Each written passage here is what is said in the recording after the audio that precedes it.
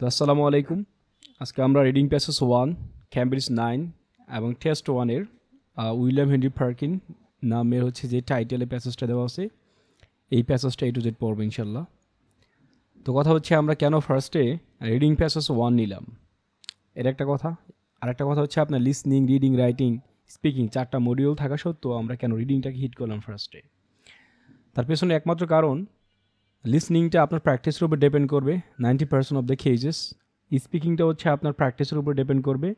রাইটিংয়ের ফর্মুলাগুলো শিখিয়ে দিলে আপনি নিজে নিজে প্র্যাকটিস করে লাগাতে পারবেন।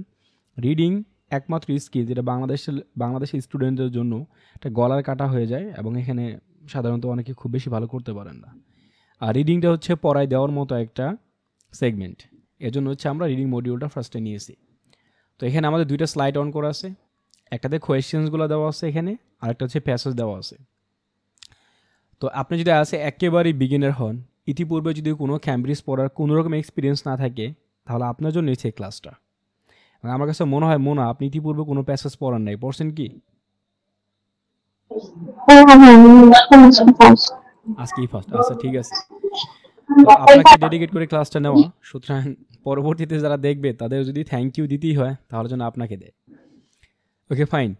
তো হচ্ছে আমরা রিডিং প্যাসেজ এই 1 পড়তে গেলে আমাদের কী কী করতে হবে। আপনার যদি একেবারেই বিগিনার হন তাহলে আপনি এই কথাগুলো প্রথমেই বলে নেওয়া উচিত আপনাদের। দেখেন, এইখানে হচ্ছে এটা একটা প্যাসেজ। এই প্যাসেজটা হচ্ছে আপনার এখান থেকে শুরু হয়েছে আর এখানে এসে প্যাসেজটা আমাদের শেষ হয়েছে। তো এই পুরো প্যাসেজের মধ্যে কতগুলো প্যারা আছে। আপনার আইএলসে যে কোনো প্যাসেজ পড়তে গেলে অনেকগুলো প্যারা পাবেন, ঠিক আছে? তো প্যারা কি?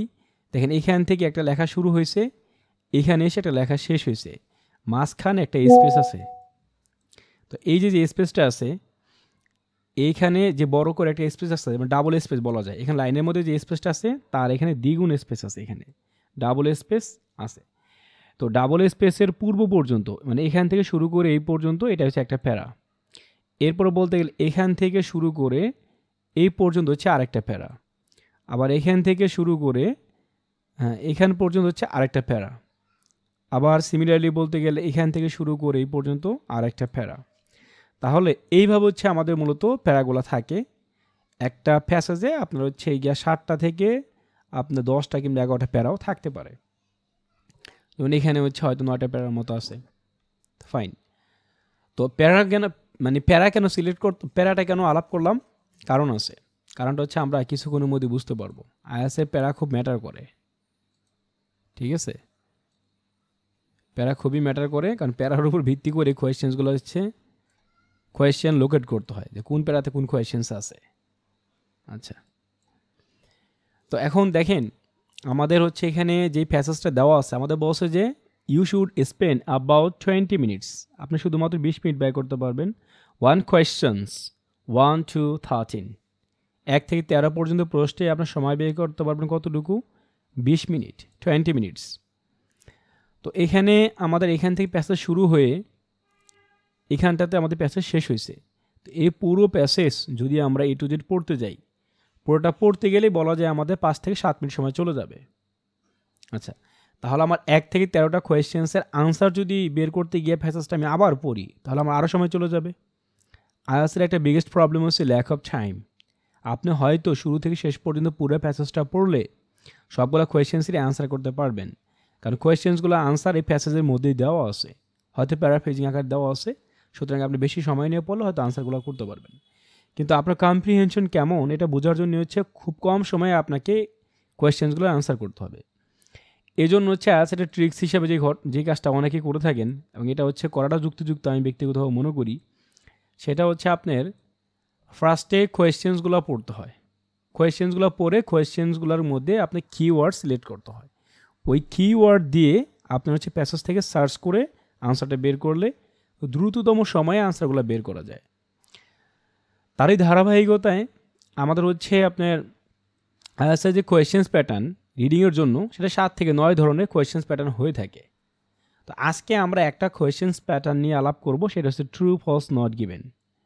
True false not given. তো আমরা ঐতিহাসিকভাবে কিংবা হচ্ছে আমাদের জীবনের শুরু থেকেই আমরা ট্রু এবং ফলস এই দুইটার সাথে দারুণভাবে পরিচিত। ট্রু এবং ফলসের সাথে দারুণভাবে পরিচিত, কারণ 9-10 যখন আমরা স্টুডেন্ট ছিলাম তখন আমরা প্যাসেজ থেকে ট্রু ফলস এগুলো সলভ করতাম আমরা। নট গিভেন এখানে কমপ্লিটলি একটা নিউ টার্ম, একেবারে নতুন একটা টার্ম। এই জন্য আমাদের অনেক সময় মনে হবে কি যেটা ফলস, যেটা হচ্ছে আপনার নট গিভেন, ওটা কোনো সময় ফলস মনে হতে পারে। ইনিশিয়াল স্টেজে যারা প্যাসেজ থেকে true false not given solve করবেন তারা এই প্রবলেমটা বেশি ফেস করবেন, এবং আমি ব্যক্তিগতভাবে নিজেও করছি এটা। তাহলে আমরা ট্রু ফলস নট গিভেনের মধ্যে একটা পার্থক্য বুঝে নেওয়ার চেষ্টা করি। আচ্ছা, এখানে আমার 1 থেকে 7 পর্যন্ত কোয়েশ্চেন্স দেওয়া আছে। কোয়েশ্চেন্স না, 1 থেকে 7 পর্যন্ত দেখেন এখানে একটার পরও কিন্তু ফুল স্টপ নাই, তার মানে এগুলো কোয়েশ্চেন না। তাহলে এগুলো কি? এগুলো হচ্ছে স্টেটমেন্ট। স্টেটমেন্ট মানে হচ্ছে একটা বিবৃতি বা একটা বক্তৃতা কিংবা হচ্ছে একটা বক্তব্য। তো এই বক্তব্য কিংবা এই স্টেটমেন্ট প্যাসেজের সাথে যদি ম্যাচ করে তাহলে ট্রু হবে, আর প্যাসেজের সাথে যদি কন্ট্রাডিক্টস করলে ফলস হবে। আর যদি এই ইনফরমেশনগুলো প্যাসেজে যদি একেবারেই না থাকে তাহলে সেই ক্ষেত্রে নট গিভেন হবে। তো ট্রু ফলস নট গিভেনের একটা প্র্যাকটিক্যাল এক্সাম্পল আমি দিয়ে এই ক্লাসটা শুরু করতে যাচ্ছি। যেমন এই ক্লাসে আমাদের এখন আছেন জুই এবং মোনা আছেন। তো এখন জুই এবং মোনা সম্পর্কে আমি প্যাসেজের মতো করে 3-4টা লাইন আমি শুরুতে বলতেছি। 1, জুই এবং মোনা দুইজনে ভালো বান্ধবী। জুই এবং মোনা দুইজনে ভালো বান্ধবী। জুই ঢাকা বিশ্ববিদ্যালয়ের স্টুডেন্ট, মোনা একজন নার্সিং কলেজের স্টুডেন্ট। মোনা বিবাহিত, জুই অবিবাহিত। এখানে আমি 4-5টা লাইন বললাম। এখন আমি একটা স্টেটমেন্ট বলবো, স্টেটমেন্ট ভালো মতো খেয়াল করবেন। যদি আমি বলি মোনা বিবাহিত, এটা কি ট্রু, ফলস নাকি নট গিভেন? উপরে যে আমি 6টা লাইন্স বলছি ওই 6টা লাইন্সের মধ্যে মোনা বিবাহিত এটা ছিল, তার মানে আমি স্টেটমেন্টে কী বলছি? মোনা বিবাহিত। তো এই যে এরকমই কোনো একটা স্টেটমেন্টে হয়তো আমি লেখা থাকবে এইভাবে যে মোনা বিবাহিত, Mona is a married one, তার মানে এটা হচ্ছে আমাদের ট্রু। আচ্ছা, গেল ট্রু। এরপরে যদি আমি বলি 2 নাম্বারটা হচ্ছে এমন, জুই তিতুমির কলেজের স্টুডেন্ট কিংবা জুই রাজশাহী বিশ্ববিদ্যালয়ের স্টুডেন্ট। এখন একটু ভালো করে বুঝবেন, জুই কিন্তু একজন স্টুডেন্ট। জুই কোথাকার স্টুডেন্ট? জুই হচ্ছে ঢাকা ইউনিভার্সিটির স্টুডেন্ট। তো জুই স্টুডেন্ট এই কথাটা স্টেটমেন্টে আছে, বাট জুই যে ঢাকা বিশ্ববিদ্যালয়ের স্টুডেন্ট, ঢাকা বিশ্ববিদ্যালয়ের জায়গায় রাজশাহী বিশ্ববিদ্যালয়ে নিয়ে আসছি। তার মানে কি বললাম? জুই রাজশাহী বিশ্ববিদ্যালয়ের স্টুডেন্ট। তো এখানে জুই কিন্তু অ্যাট এ টাইম ঢাকা বিশ্ববিদ্যালয় এবং রাজশাহী বিশ্ববিদ্যালয় দুটো বিশ্ববিদ্যালয়ে পড়া সম্ভব না, নাম্বার 1। নাম্বার 2 হচ্ছে এই জুই ইতিমধ্যে ঢাকা বিশ্ববিদ্যালয়ের স্টুডেন্ট, এটা হচ্ছে প্যাসেজে বলা আছে। এখন আপনি রাজশাহী বিশ্ববিদ্যালয়ে নিয়ে আসছেন, তো এটা হচ্ছে গিয়া ফলস, মানে এটা কন্ট্রাডিক্টস করছে ইনফরমেশনের সাথে ম্যাচ করে নাই। তাহলে জুই রাজশাহী বিশ্ববিদ্যালয়ের স্টুডেন্ট, এই স্টেটমেন্টটা কী করছে? আমাদের উপরের টেক্সটের সাথে কিংবা আমাদের উপরে যে প্যাসেজ আছে ওই প্যাসেজের সাথে কন্ট্রাডিক্টস করছে, এই জন্য এটা হচ্ছে আমাদের ফলস। আচ্ছা, নট গিভেন কি? নট গিভেনটা হচ্ছে এমন, সাপোজ এখন যদি বলি জুই এবং মোনা দুইজন আপন বোন। দেখেন, জুই এবং মোনা দুইজন আপন বোন। আমি উপরে যে উপরে আমি কি 2 বান্ধবী বলছিলাম ফার্স্টে?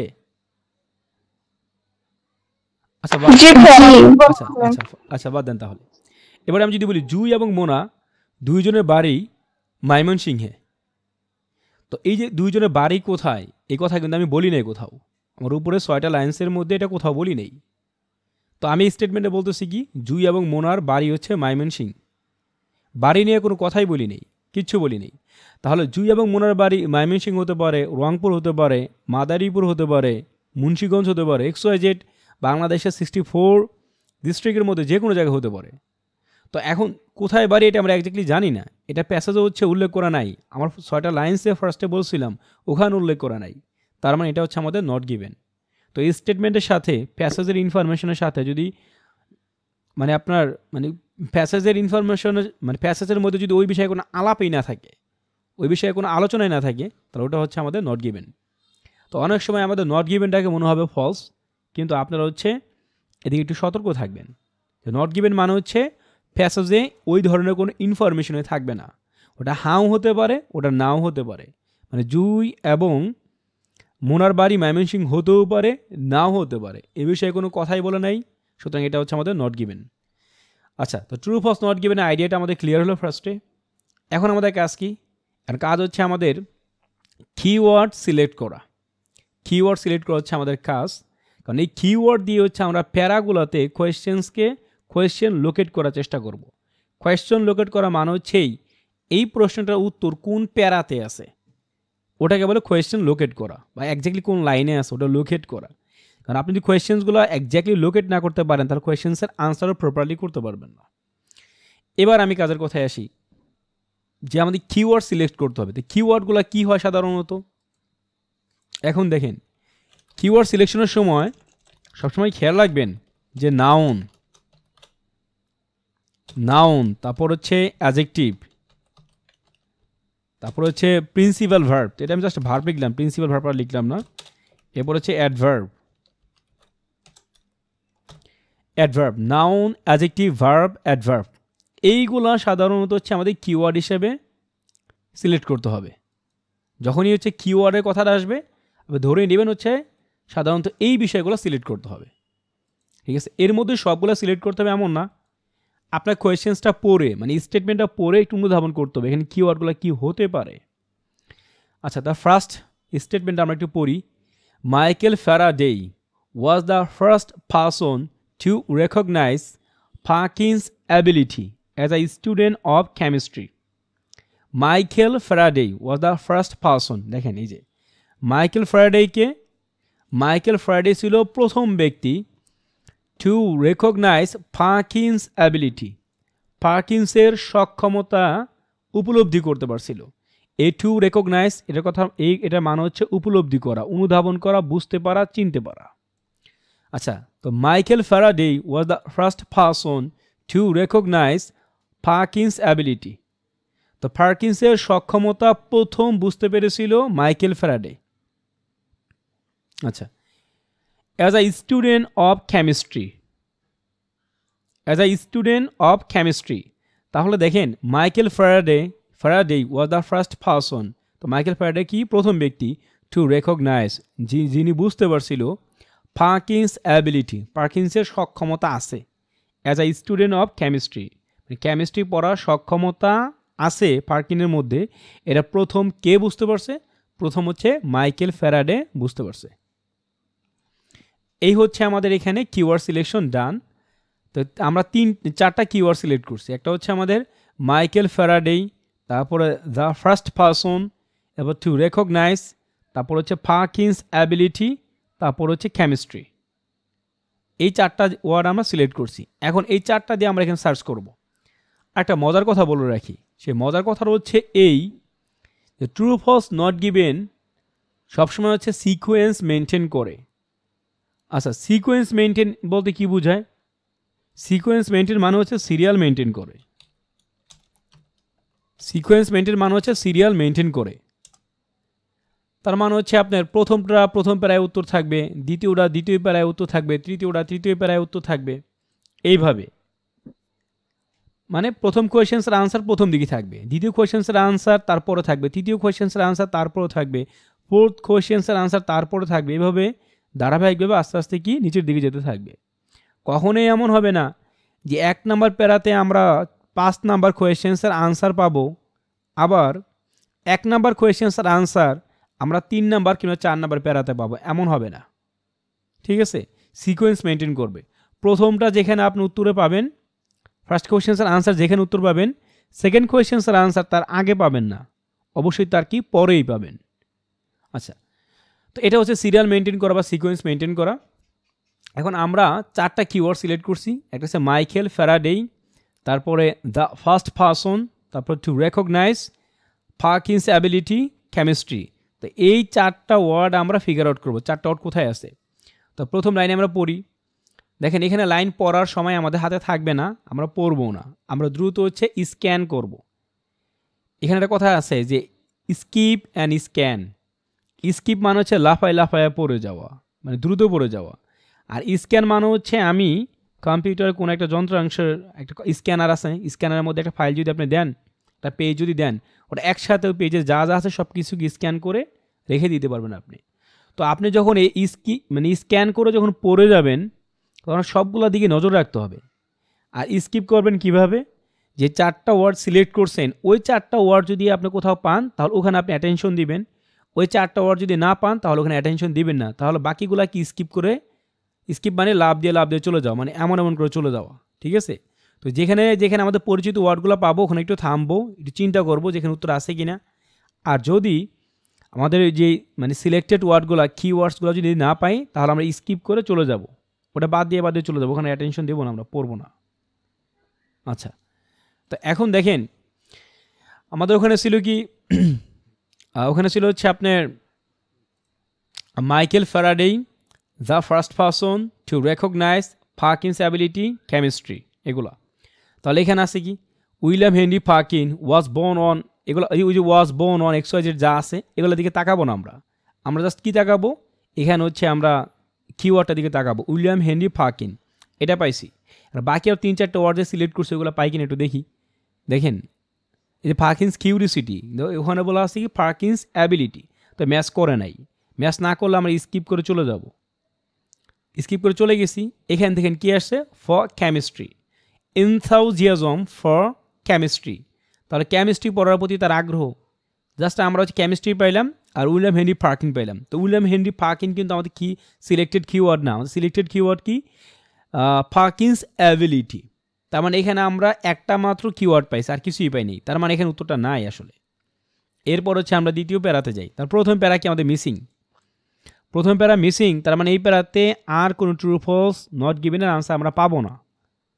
মানে প্রথমটা যেহেতু 1 নাম্বারটা পাই নাই তাহলে পাবো না, 2 নাম্বারটার উত্তর কখনো 1 নাম্বার এসে পাবো না, মানে ফার্স্ট প্যারাতে পাবো না, 2 নাম্বারটার উত্তর কি আমরা নিচের দিকেই পাবো, তাহলে ওটা বাদ।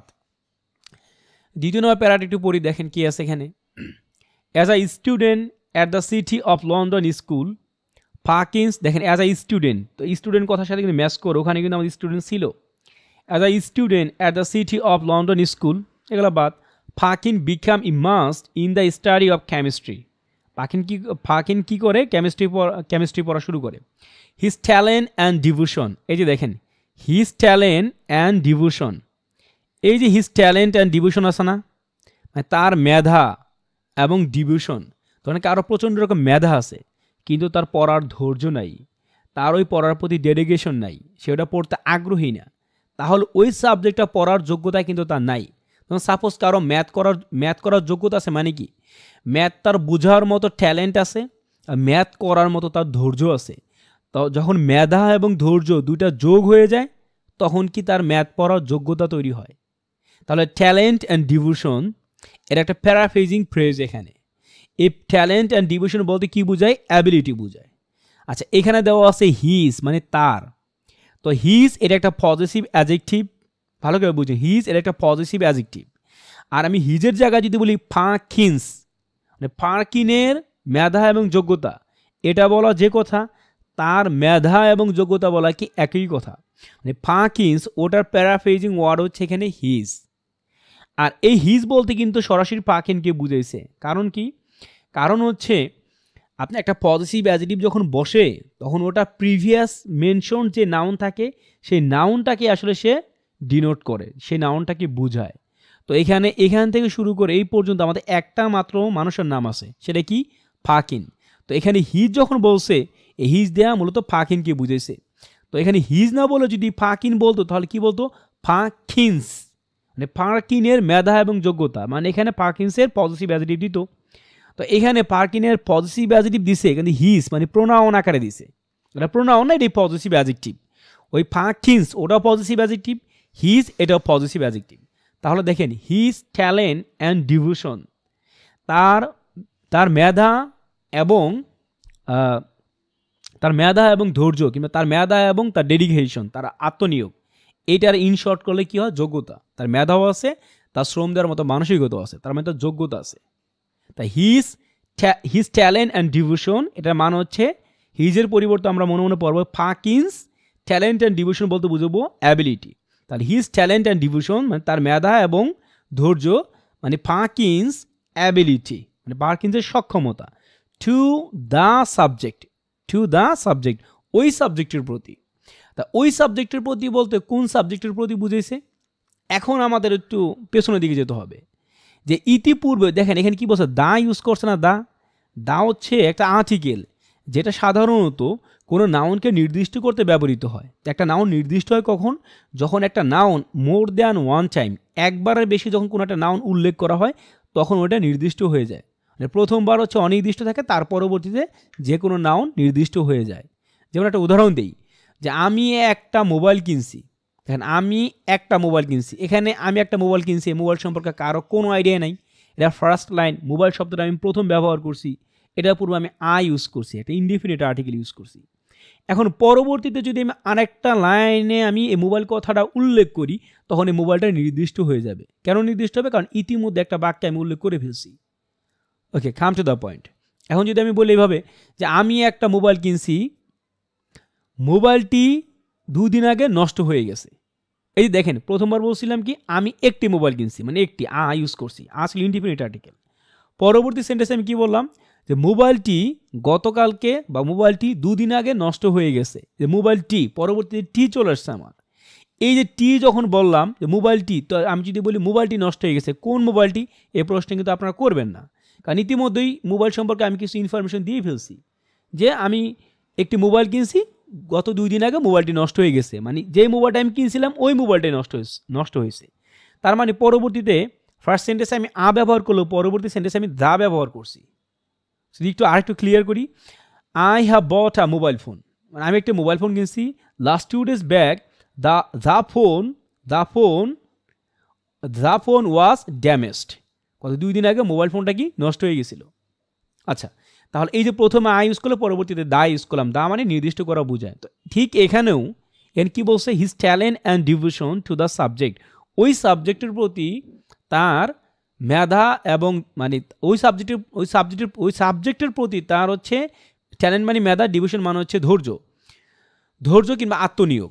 তো ওই সাবজেক্টের প্রতি তার মেধা এবং আত্মনিয়োগ, সহজ কথায় বলতে গেলে ওই সাবজেক্টের প্রতি তার যোগ্যতা, ওই সাবজেক্টের উপরে তার যোগ্যতা। দেখেন his talent and devotion to the subject, ওই সাবজেক্টের প্রতি তার মেধা এবং আত্মনিয়োগ, তার মানে এটা দিয়ে এটাই বোঝায় ওই সাবজেক্টটা পড়ার তার যোগ্যতা। তো ওই সাবজেক্টটা বলতে কোন সাবজেক্টটা বোঝায়? আমি একটু আগে বললাম যে হচ্ছে এখানে যেটা দা ইউজ করছে, তার মানে ইতিপূর্বে এই নাউনটা আরেকবার উল্লেখ করছে। তাই সাবজেক্ট কি, এখানে সাবজেক্ট আছে একটাই, সেটা কি কেমিস্ট্রি, আর কোনো সাবজেক্ট নাই। আমাদের কোয়েশ্চেন্সে কি দেওয়া আছে? কোয়েশ্চেন্সে সরাসরি দেওয়া আছে কেমিস্ট্রি, কোয়েশ্চেন্সে আমাদের কিন্তু কেমিস্ট্রি দেওয়া আছে, রাইট? কিন্তু এখানে এই কেমিস্ট্রির প্যারাফ্রেজিং ওয়ার্ড দেওয়া আছে। প্যারাফ্রেজিং ওয়ার্ড কি? The subject. কিন্তু এই সাবজেক্ট বলতে আপনি ওই কেমিস্ট্রি কি বুঝবেন। তাহলে his talent and devotion to the subject, তার মানে এটাই বোঝায় ফাকিংস অ্যাবিলিটি টু দ্য কেমিস্ট্রি, মানে কেমিস্ট্রির উপরে তার যোগ্যতা। এই যে এখানে একটা বিষয়, মজার একটা বিষয় খেয়াল করেন, ওয়ার পারসিভড, এই পারসিভড মানে হচ্ছে বুঝতে পারা। এই পারসিভডের বাংলা কিংবা বাংলা না তো, এটা সহজ ইংরেজি হচ্ছে আন্ডারস্টুড। আমরা আন্ডারস্ট্যান্ড বলি না, আন্ডারস্ট্যান্ডের অ্যাডভান্স ভোকাব হচ্ছে পারসিভড। হ্যাঁ, তাহলে ওয়ার আন্ডারস্টুড মানে বুঝতে পেরেছিল, ওয়ার আন্ডারস্টুড মানে কি বুঝতে পেরেছিল, তাহলে ওয়ার পারসিভড মানে কি বুঝতে পেরেছিল। আরেকটা মজার কথা বলি, এই যে বুঝতে পেরেছিল, টের পেলো, ধরতে পারলো, প্রথম খেয়াল করলো, এই যে পাসিভ, তারপর হচ্ছে আন্ডারস্টুড, তারপর রেকগনাইজ। এই রেকগনাইজ মানে হচ্ছে বুঝায় কি বুঝতে পারা। যে ওয়ার রেকগনাইজড প্রথমে টের পাইলো, ওয়ার পারসিভড প্রথমে বুঝতে পারলো, একই কথা। তাহলে ওখানে আমাদের কোয়েশ্চেন্স আছে কি? কোয়েশ্চেন্স আছে হচ্ছে আমাদের টু রেকগনাইজ। এখানে ইনফিনিটিভ আকারে দেওয়া আছে, কিন্তু এখানে ভার্ব আকারে দেওয়া আছে, প্রিন্সিপাল ভার্ব আকারে। এতটুকু প্যারাফ্রেজিং থাকবেই, এবং আপনি আইএলটিএস যেহেতু এক্সাম দিবেন, আপনার এতটুকু মেধার যোগ্যতা থাকতে হবে, এটা বোঝার মতো সক্ষমতা আপনার থাকতে হবে। হ্যাঁ, তো দেখেন ওখানে কি ছিল? টু রেকগনাইজ মানে প্রথমে বুঝতে পারছিল, আর এখানে ওয়ার পারসিভড মানে বুঝতে পারছিল, মানে ওয়ার পারসিভড বুঝতে পারছিল, অথবা ওয়ার পারসিভড মানে ধরতে পারছিল, টের পেয়েছিল বা রিয়ালাইজ করতে পারছিল, একটা দিলেই হয়েছে, একটা মিনিং করলেই হয়েছে। তাহলে এটা বুঝতে পারছিল কে কর্তৃক? বাই হিজ টিচার, তার শিক্ষক কর্তৃক। দেখেন এখানে বলছি বাই হিজ টিচার, তার শিক্ষক কর্তৃক। এখন শিক্ষক কর্তৃক বলছে, আর এখানে কি বলছে? যে by Michael Faraday. Michael Faraday was the first person to recognize Perkin's ability as a student of chemistry. আমরা ইতিমধ্যে কিন্তু এখান থেকে শুরু করে এই পর্যন্ত যা ইনফরমেশন ছিল সব কিন্তু আমরা ম্যাচ করতে পারছি। তাহলে কেমিস্ট্রি পড়ার যোগ্যতা পার্কিন্সের আছে, এটা বুঝতে পারছিল কে? প্রথমে বুঝতে পারছিল মাইকেল ফ্যারাডে, এখানে উল্লেখ করছে এখানে মাইকেল ফ্যারাডে, আর এখানে কি বলছে যে বাই হিজ টিচার, তার শিক্ষক প্রথমে বুঝতে পারছিল। এরপরে যে এখানে কমা দেওয়া আছে, এই কমা দিয়ে যে ইনফরমেশনটা দেওয়া থাকে ওটা সাধারণত এই যে এখানে যে নাউনটা থাকে ওই নাউনেরই একটা এক্সপ্লেনেটরি মানে ব্যাখ্যামূলক একটা শব্দ থাকে, মানে এই নাউনটা যা এবং এই নাউনের পরে কমা দিয়ে যা দিবে ওটা দিয়ে তাই বুঝায়, এটাকে বলে অ্যাপোজিটিভ বলে। আমি যদি বলি হচ্ছে সাপোজ বললাম হচ্ছে মুনা মুনা মুনা, ঠিক আছে, মুনা বললাম, তারপর বললাম Muna a wife of some Italian migrant, Muna Italy প্রবাসীর একজন স্ত্রী। তার এই যে একজন ইটালি প্রবাসী স্ত্রী বলতে যা বোঝায় মুনা বলতে তাই বোঝায়। এবার আমি যদি বলেছি Jui student of Dhaka University is doing IELTS course at UNSS language school. তো এখন আমি বললাম Jui student of Dhaka University, তো স্টুডেন্ট অফ ঢাকা ইউনিভার্সিটি যে কথা, জুই কি একই কথা। তাহলে ওই একটা নামের আরেকটু ব্যাখ্যামূলক যে ইনফরমেশনগুলো দেওয়া থাকে ওগুলোকে অ্যাপোজিটিভ বলে এবং ওগুলো একই জিনিস বোঝায়। তাহলে দেখেন বাই হিজ টিচার দিয়ে যা বোঝায় এই থমাস হল দিয়ে কি তাই বোঝায়। তার মানে বাই হিজ টিচার, তার শিক্ষক কর্তৃক বুঝতে পারছিল। তাহলে তার শিক্ষক তো একাধিক শিক্ষক থাকতে পারে, এক্স্যাক্টলি কোন শিক্ষক সেটাকে প্রেসাইসলি এখানে কমা দিয়ে উল্লেখ করে দিচ্ছে থমাস হল। তা থমাস হল কর্তৃক কি বুঝতে পারে। তাহলে আমরা সম্পূর্ণ এই মানে কোয়েশ্চেন্সের আনসারটি পেয়ে গেলাম, যেখানে বলছি Michael Faraday was the first person to recognise Perkin's ability as a student of chemistry. Michael Faraday ছিল প্রথম ব্যক্তি যিনি পার্কিন্সের কেমিস্ট্রি পড়ার যোগ্যতা বুঝতে পারছিল বা যোগ্যতা ধরতে পারছিল। মাইকেল ফ্যারাডে বলছে এখানে, আর এখানে কি বাই থমাস হল। তার মানে আমাদের স্টেটমেন্টে যেটা দিছে মাইকেল ফ্যারাডে প্রথম বুঝতে পারে, আর আমাদের প্যাসেজে কি আছে যে মাইকেল ফ্যারাডে না, থমাস হল প্রথম বুঝতে পারে। তাহলে এই কথাটা এটা তো ট্রু হবে না, প্রথম কথা ট্রু হবে না, তাহলে এটা হয় ফলস হবে না হয় নট গিভেন হবে। এই দুইটার মধ্যে কোনটা হবে? উত্তর হয়েছে, দেখেন এখানে সব ইনফরমেশনই কিন্তু প্যাসেজের মধ্যে আছে, এখানে কোনো ইনফরমেশন কিন্তু বাদ নাই, সব ইনফরমেশনই আছে, শুধু একটা ইনফরমেশন ভুল উপস্থাপন করা আছে, মিথ্যা উপস্থাপন করা আছে। সেটা কি? এখানে দেওয়া আছে থমাস হল বুঝতে পারে, আর এখানে দেওয়া আছে কি মাইকেল ফ্যারাডে বুঝতে পারে। তার মানে এটা হচ্ছে একটা ফেক ইনফরমেশন তথা এটা একটা ফলস। তাহলে এক নাম্বারটা কি হবে বলেন? ফলস হবে। আচ্ছা, এক নাম্বারটা যে ফলস হবে, আপনার তো হচ্ছে একেবারেই নতুন, ইতিপূর্বে কখনোই এগুলো প্যাসেজ পড়েন নাই। তো এক নাম্বারটা যে ফলস কিভাবে হইল একেবারে পুরোপুরি মন থেকে বুঝতে পারছেন?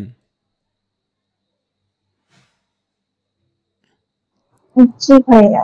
আচ্ছা, না বুঝতে পারলে জিজ্ঞেস করেন। হ্যাঁ, তো এটা ফলস হবে এই কারণে, কারণ এখানকার যত ইনফরমেশন আছে সবই দেওয়া আছে, শুধু আমাদের কোয়েশ্চেনে ছিল হচ্ছে আপনার মাইকেল ফ্যারাডে, আর এখানে উত্তর হবে থমাস হল। আমি এটা ভুল ইনফরমেশন দেওয়া আছে। দেখেন ইনফরমেশন কিন্তু দেওয়া আছে, ইনফরমেশনটা কি ভুল দেওয়া আছে, ঠিক আছে, এই জন্য এটা হবে কি ফলস। এবার হচ্ছে আমরা 2 নাম্বার কোয়েশ্চেন্সের কিওয়ার্ডগুলো সিলেক্ট করি একটু।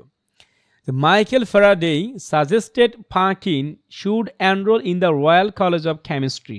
ভালো করে বুঝছেন, মাইকেল ফ্যারাডে সাজেস্টেড, তো মাইকেল ফ্যারাডে কি করছে? সাজেস্টেড, পরামর্শ দিছে। কাকে পরামর্শ দিছে? এই পার্কিনকে পরামর্শ দিছে। কি পরামর্শ দিছে? শুড এনরোল, ভর্তি হতে পরামর্শ দিছে। কোথায়? এনরোল, ভর্তি হতে পরামর্শ দিছে। কোথায় ভর্তি হতে পরামর্শ দিছে? Royal College of Chemistry. Royal College of chemistry নামক কোনো একটা বিশ্ববিদ্যালয়ে বা কোনো একটা প্রতিষ্ঠানে ভর্তি হইতে পরামর্শ দিছে কে? Michael Faraday. তাহলে আচ্ছা, এখানে Michael Faraday suggested Perkin should enroll in the Royal College of Chemistry. তো রয়্যাল কলেজ অফ কেমিস্ট্রিতে ভর্তি হইতে পরামর্শ দিছে। এরপর আপনি একটু এখান থেকে পড়েন তো, দেখেন কিছু উদ্ধার করতে পারেন কিনা।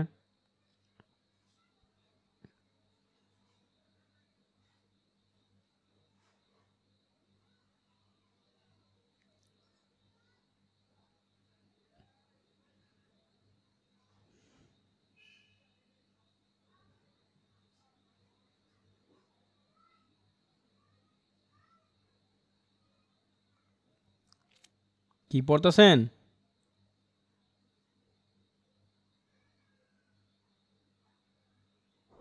এটা ফলস না? এটা ফলস কিনা একটু পড়েন, ভালো মতো পড়েন। একটু নিচেরটা দেখতে পাচ্ছি না, নিচেরটা একটু সেটা দেখতে পাচ্ছেন। Time of Perkinson. আচ্ছা ঠিক আছে, একটু দেখেন এখানে আমরা এখানে দেখব who encouraged him to attend a series of lectures given by the eminent scientist Michael Faraday. দেখেন এই যে হু এনকারেজড হিম, যে তাকে উৎসাহিত করছিল। তাহলে এই যে এখানে হুটা কে বলেন তো? এই হুটা বলতে কাকে বোঝায়? এমনা বলেন। এটা হচ্ছে থমাস। আর এই হিম বলতে কাকে বোঝায়? এটা হচ্ছে আপনার পার্কিনস। গুড। তাহলে যে তাকে পরামর্শ দিচ্ছিল, যে তাকে হচ্ছে উৎসাহিত করছিল, কি করতে উৎসাহিত করছিল? To attend a series of lectures given by the eminent scientist, eminent মানে প্রখ্যাত, ফেমাস সায়েন্টিস্ট মাইকেল ফ্যারাডে। তো মাইকেল ফ্যারাডে কর্তৃক প্রদানকৃত আপনার হচ্ছে আ সিরিজ অফ লেকচার্স, মানে অনেকগুলো বক্তৃতা শুনতে উৎসাহিত করছিল। কে উৎসাহিত করছে? উৎসাহিত করছে থমাস হল। আর ইমিনেন্ট সায়েন্টিস্টকে মাইকেল ফ্যারাডে। আর এটা হচ্ছে কোথায় শুনতে বলছিল? At the royal institution. At the royal institution মানে একটা প্রতিষ্ঠানের নাম, একটা শিক্ষা প্রতিষ্ঠানের নাম। যে শিক্ষা প্রতিষ্ঠান হচ্ছে এই লেকচারগুলো দিচ্ছিল ওই মাইকেল ফ্যারাডে। আচ্ছা ভালো করে বুঝছেন, এখানে কিন্তু মানে তাকে উৎসাহিত করছে মাইকেল ফ্যারাডের স্পিচ শুনতে, মাইকেল ফ্যারাডে স্পিচ শুনতে উৎসাহিত করছে। এরপর দেখেন সে তো এমনি হচ্ছে কিন্তু এমনি হচ্ছে আপনার কেমিস্ট্রি এনথাউজিয়াস্ট, কেমিস্ট্রি পড়ার প্রতি তার প্রচণ্ড রকম ভালোবাসা আছে, ইতিমধ্যে টের পাইছে। তো কেমিস্ট্রি পড়তে তার ভালো লাগে। এখন এরপর যদি কেমিস্ট্রির উপরে কেউ অনেকগুলো স্পিচ শোনে, কেমিস্ট্রি হচ্ছে ব্রাইট ফিউচার যদি শোনে, তার মধ্যে কি কেমিস্ট্রি পড়ার আগুনটা কি আরও বেড়ে যাবে, কেমিস্ট্রি পড়ার প্রতি তার হচ্ছে ভালোবাসা বেড়ে যাবে। ওটাকে কি বলে? যে তার ভিতরে আরও কেমিস্ট্রি পড়ার আগুন আরও উতলে জ্বলে গেছে, বা আগুন আর হচ্ছে ধাও ধাও করে জ্বলছে। সেটা এটা পজিটিভ অর্থে বলছে আর কি। দোজ স্পিচেস, ওই সমস্ত বক্তৃতা, ফায়ার দ্য ইয়াং কেমিস্ট ইনথাউজিয়াজম ফাদা, যে ওই সমস্ত বক্তৃতা ইয়াং কেমিস্ট মানে কি? দেখেন ইয়াং কেমিস্ট, ইয়াং মানে কি? সবচেয়ে ছোটো। দেখেন মাইকেল ফ্যারাডে একজন প্রফেসর, ইমিনেন্ট সায়েন্টিস্ট, মানে সে তো সায়েন্টিস্টের অল্প বয়স হতে পারে না, অবশ্যই সে বয়স্ক মানুষ। থমাস অল দ্য প্রফেসর, সেও বয়স্ক মানুষ। তাহলে এখানে ইয়াং কেমিস্ট্রি বলতে কাকে বুঝিয়েছে? ইয়াং কেমিস্ট্রি বলতে ওই পার্কিন্সকে বুঝিয়েছে। তাহলে those speeches fired the young chemist enthusiasm further, মানে ওই বক্তৃতাগুলো পার্কিন্সের মধ্যে আগ্রহ আরও বাড়াই দিছে। and he later went on to attend the Royal College of Chemistry, এবং তারপরে সে কি করছে? রয়্যাল কলেজ অফ কেমিস্ট্রিতে গেছে। তারপর which he succeeded in entering, এই যে ইন এন্টারিং মানে হচ্ছে সে ওটার মধ্যে ঢুকতে পারছিল। ইন 1853 সালে, অ্যাট দ্য এজ অফ 15 বছর বয়সে। তো এখানে এই ইন এন্টারিং বলতে বোঝাবে, ইন এন্টারিং মানে হচ্ছে সে ভর্তি হইতে পারছিল, মানে ওটার মধ্যে আমরা বলি না হচ্ছে আমি যে সোহরাওয়ার্দী কলেজে গিয়েছিলাম 2022 সালে, এবং সেখান থেকে পড়াশোনা শেষ করছি 2024 সালে। তো আমি সোহরাওয়ার্দী কলেজে ইন্টার করছি, প্রবেশ করছি। এ প্রবেশ করার মানে হচ্ছে ভর্তি হওয়া বোঝায় এখানে। আচ্ছা দেখেন, তাহলে সে কি বলে এখানে হচ্ছে আপনার ওই রয়্যাল কলেজ অফ কেমিস্ট্রিতে সে ভর্তি হয়েছে 1853 সালে, 15 বছর বয়সে। এখন ওই রয়্যাল কলেজ অফ কেমিস্ট্রিতে তাকে ভর্তি হওয়ার জন্য মাইকেল ফ্যারাডে কি পরামর্শ দিছে? মাইকেল ফ্যারাডের স্পিচ কিন্তু সে শুনছে, ভালো করে বুঝছেন। মাইকেল ফ্যারাডের স্পিচ সে শুনছে, কেমিস্ট্রি নিয়ে তার অনেক বক্তৃতা শুনছে। এখন আমাদের কোয়েশ্চেন্সে বলছে কি যে Michael Faraday suggested Perkin should enroll in the Royal College of Chemistry, Royal College of কেমিস্ট্রিতে ভর্তি হতে বলছে। তো মাইকেল ফ্যারাডে কি ওরা ভর্তি হতে পরামর্শ দিছে? আচ্ছা দেয় নাই, তাহলে এটা কি ফলস হবে? নট গিভেন হবে। গুড, এটা হচ্ছে হবে নট গিভেন। মনের কাছে মনে হবে ফলসই হবে, কারণ মনে তো ফার্স্টের দিকে করতেছে, এটা সবারই মনে হয় নট গিভেনটা। কেন এটা নট গিভেন হবে? আচ্ছা বলতেছি কেন নট গিভেন হবে। দেখেন এখানে ওই ইমিনেন্ট সায়েন্টিস্ট মাইকেল ফ্যারাডে উনি হচ্ছে বক্তৃতা করছে, বক্তৃতা হচ্ছে আপনার পার্কিন্স শুনছে, ওরে ভর্তি হইতে পরামর্শ দিছে কি দেয় নাই, এই একটা কথাও তো এখানে উল্লেখ নেই। ওরে ভর্তি হওয়ার বিষয় কি বলেন? আচ্ছা আচ্ছা বুঝতে পারছি। ধরেন মানে পরামর্শ, একদম হুবহু উল্লেখ থাকতে হবে, তাই হ্যাঁ তো? গুড গুড, হ্যাঁ এটা উল্লেখ থাকতো এভাবে, যদি এভাবে উল্লেখ থাকতো যে হচ্ছে suppose Thomas Hall suggested, Thomas Hall suggested বা বুঝতে এনকারেজড পারছি। My encouraged Perkins to interest admit, আছে, ইন্টারেস্ট আছে। হ্যাঁ Thomas Hall, who encouraged him to attend a series of lectures. Encourage কথাটা তো আছে, হ্যাঁ সাজেস্ট এনকারেজ ইন্টারেস্ট কথাটা তাছাড়া আছে, তো না। কিন্তু এনকারেজ করে তো হচ্ছে তাকে ভর্তি হইতে এনকারেজ করে নাই, আপনার মাইকেল ফ্যারাডে স্পিচ শুনতে এনকারেজ হ্যাঁ করছে, সেটা ঠিক, সেটা ঠিক। ঠিক না? এরপর সেকেন্ড অফ আচ্ছা হচ্ছে আপনার আচ্ছা আচ্ছা। হুম, এই মাইকেল ফ্যারাডে সে স্পিচ প্রদান করছে, এখন সে ভর্তি হইতে পরামর্শ দিয়েছে কি দেয় নাই এই বিষয়ে এখানে কোনো আলাপই নেই, আচ্ছা, মানে বিষয় বোঝা যাচ্ছে এমন এখানে যে আপনার পার্কিন্স বুঝেছি। একা একাই ভর্তি হয়েছে, এখন তাকে কেউ পরামর্শ দিছে কি দেয় নাই এই পরামর্শ নিয়ে কোনো কথা এখানে পারকিন্স উল্লেখ নেই। নিজেই এনকারেজ হয়েছে এগুলো স্পিচ গুলো পড়ার পরে, এজন্যই এটা নট গিভেন হবে। হ্যাঁ গুড, এখানে আসলে সে হচ্ছে পরামর্শ মাইকেল ফ্যারাডে দিছে কি দেয় নাই এটা উল্লেখ নাই, যেহেতু উল্লেখ নাই সেহেতু এটা হবে কি নট গিভেন হবে। আচ্ছা হুম, মোনা কি এখন বুঝতে পারছেন ভালো? জি জি। এটা প্রথম দিকে সবারই সমস্যা হয় বুঝছেন, নট গিভেনটাকে সবারই ফলস মনে হয়, ঠিক আছে? হুম, তাহলে 2 নাম্বারটা হচ্ছে হুম, নট গিভেন। 3 নাম্বারটা ভালো করে খেয়াল করেন কি আছে, যে ফাকিন এমপ্লয়েড, ফাকিন এমপ্লয়েড, আচ্ছা এমপ্লয়েড মানে কি বলেন তো, চাকরি করা না চাকরি দেওয়া? চাকরি। আহ, আচ্ছা আমি, চাকরি করা। আচ্ছা এই মোনা কি বলেন? মানে এটা হচ্ছে অগাস্ট হচ্ছে তার অ্যাসিস্ট্যান্ট হিসেবে কাজ করতে, এটা বুঝেছে? না না আমি সেটা বলি না, আমি বলছি ধরো, ফাকিন এমপ্লয়েড, আচ্ছা, ফাকিন হচ্ছে অগাস্টে কি চাকরি দিছে, মানে এমপ্লয় হচ্ছে কি হ্যাঁ চাকরি দিচ্ছে দেওয়া নাকি দিচ্ছে, চাকরি পাওয়া? এখানে দিচ্ছে যে, আচ্ছা হ্যাঁ তো এমপ্লয় মানে আচ্ছা হচ্ছে এখানে আপনার পাওয়া চাকরি না, দেওয়া অর্থ বোঝায়, চাকরি পাওয়া না। এখানে চাকরি। জি ভাইয়া বুঝতে তাহলে পারছি। ফাকিন এমপ্লয়েড মানে চাকরি, ফাকিন চাকরি দিয়েছিল, তো কাকে চাকরি দিয়েছিল? হ্যাঁ অগাস্ট উইলহেম, তো অগাস্ট উইলহেম নামক একজনকে, অগাস্ট উইলহেম হফম্যান হ্যাঁ 8 নামক মিনিট পরে একজনকে, ক্লাস কেটে যাবে। ক্লাস কেটে যাবে? হ্যাঁ 8 মিনিট পরে। আচ্ছা ঠিক আছে, ওই শেষের দিকে নক করে 1 মিনিট আগে বললেন যে দেখেন ফাকিন আচ্ছা এমপ্লয়েড অগাস্ট উইলহেম হফম্যান, ফাকিন হচ্ছে অগাস্ট উইলহেম হফম্যান নামক একজন ব্যক্তির চাকরি দিয়েছিল অ্যাজ হিজ অ্যাসিস্ট্যান্ট, তার একজন সহযোগী হিসেবে, কথা বুঝছেন? পাওয়া।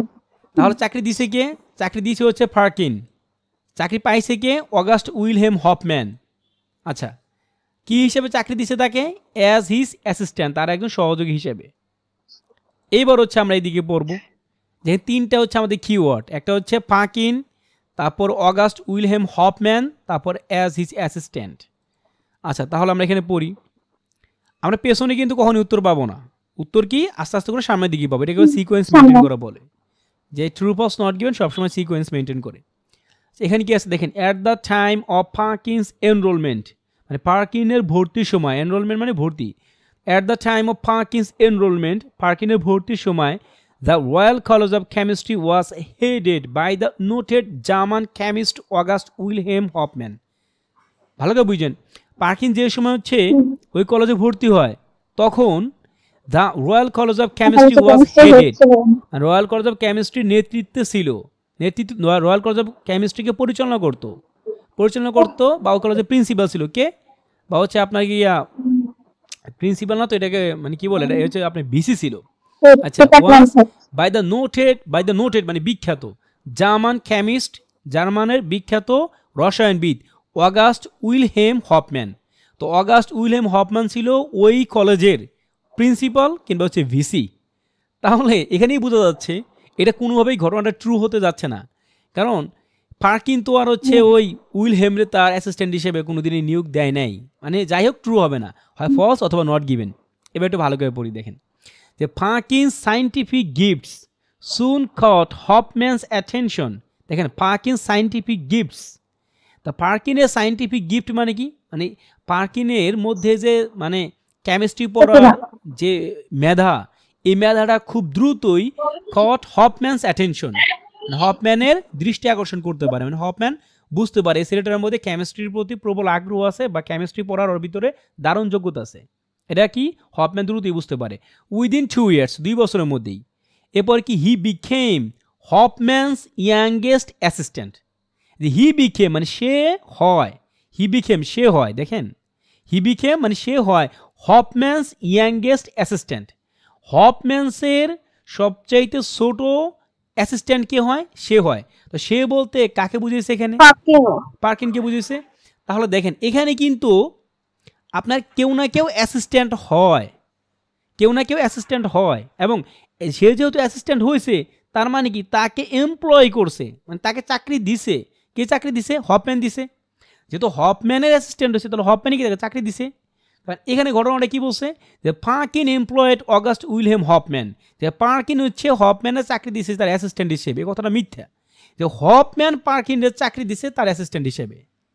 মানে চাকরি দেওয়ার ঘটনাটা কিন্তু আছে, হফম্যানও আছে, পার্কিনসও আছে, তারপর অ্যাজ ইজ অ্যাসিস্ট্যান্ট, এই সব ইনফরমেশনই আছে। কিন্তু যে চাকরিটা দিছে হফম্যান, আমাদের স্টেটমেন্টে এসে বলছে চাকরিটা দিছে কি পার্কিন, তাহলে কথাটা কি মিথ্যা। যে চাকরি দিছে তার কথা উল্লেখ নাই, যে মানে এই কথাটা মিথ্যা এখানে আসলে। নট গিভেন, এরকম নট গিভেন হওয়ার সুযোগ নাই কিন্তু এখানে, কারণ যেই চাকরি পাওয়ার ঘটনা সত্য, অ্যাজ ইজ অ্যাসিস্ট্যান্ট এই কথাও আছে, এবং পার্কিন এবং অগাস্ট উইলিয়াম হফম্যান এটাও সবই আছে।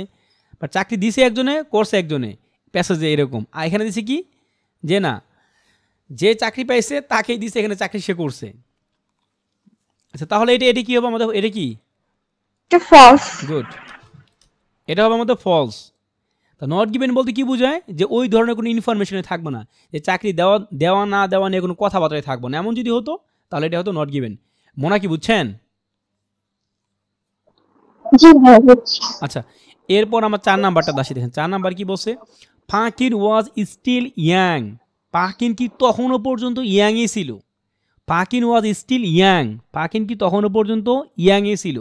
When he made the discovery, যখন সে কি করে? ডিসকভারি, আবিষ্কার করে। That made him rich and famous, that made him rich and famous. দেখেন পার্কিন ওয়াজ স্টিল ইয়াং, পার্কিন তখনও পর্যন্ত ইয়াং ছিল, মানে খুব বেশি বয়স পার্কিনও হয় নাই। When he made the discovery, যখন সে কোনো একটা কিছু আবিষ্কার করছে।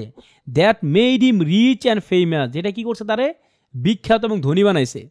তার মানে পার্কিন ইয়াং এইজেই, মানে অল্প বয়সেই বিখ্যাত এবং ধনী হয়েছে কোনো কিছু একটা আবিষ্কার করে। এটা হচ্ছে আমাদের মূল কথা। এবার আমরা পরেরটুকু পড়ি, দেখেন নট লং।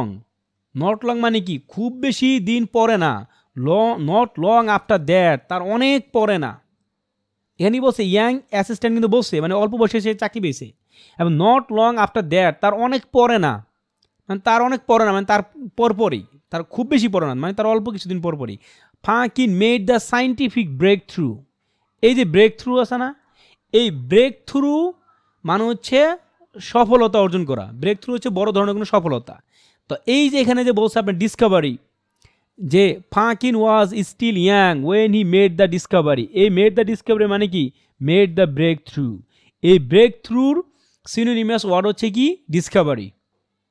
আমাদের ইউএনএসএস ল্যাঙ্গুয়েজ স্কুলের পেজ থেকে আজকে আইএলটিএস 10টা ভোকাব আপলোড করা হয়েছে, ওখানে এটা আছে যে হচ্ছে আপনার ব্রেক থ্রু মানে সাকসেস, ব্রেক থ্রু মানে কি? অ্যাচিভমেন্ট, ব্রেক থ্রু মানে কি? Discovery.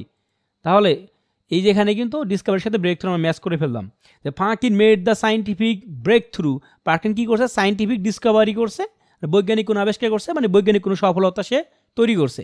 That would bring him, that would bring him, bring মানে আনায়ন করা, যেটা তাকে এনে দিয়েছিল। কে এনে দিয়েছিল?